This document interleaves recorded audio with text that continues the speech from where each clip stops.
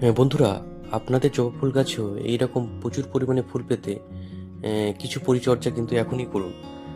তার মধ্যে প্রথম হচ্ছে গাছের গোড়াতে যে জৈব যে সারের মিশ্রণ, হাড় গুঁড়ো, শিংকুচি এবং নিমখোল, সেগুলো 1 চামচ করে, আর তার সঙ্গে সর্ষের খোল 1/2 চামচ মিক্সড করে গাছের গোড়া থেকে একটু দূরে প্রয়োগ করুন।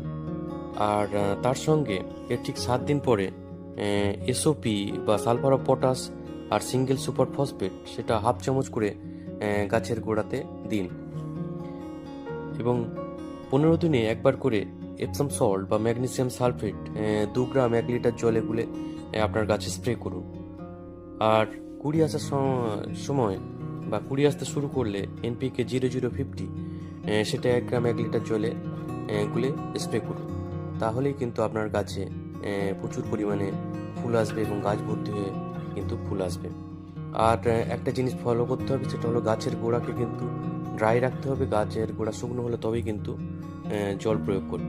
তো বন্ধুরা, এই কয়েকটি নিয়ম মেনে চললেই কিন্তু আপনাদের গাছে ফুলে ফুলে ভর্তি হয়ে যাবে। নমস্কার, ধন্যবাদ। ভিডিওটা ভালো লাগলে অবশ্যই চ্যানেলটাকে সাবস্ক্রাইব করবেন এবং পাশে থাকবেন। তো এখানেই ভিডিওটা শেষ করলাম। সবাইকে নমস্কার এবং ধন্যবাদ জানাই।